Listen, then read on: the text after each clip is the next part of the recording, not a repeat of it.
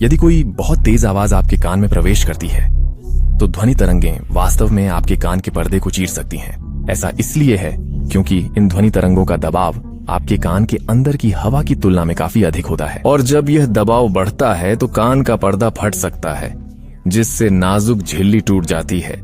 अचानक आप उस कान से सुन नहीं सकते क्योंकि वह कान दर्द से बजने लगता है। अब कान का पर्दा अंततः ठीक हो जाएगा, लेकिन इसे सामान्य होने में कुछ सप्ताह लगेंगे।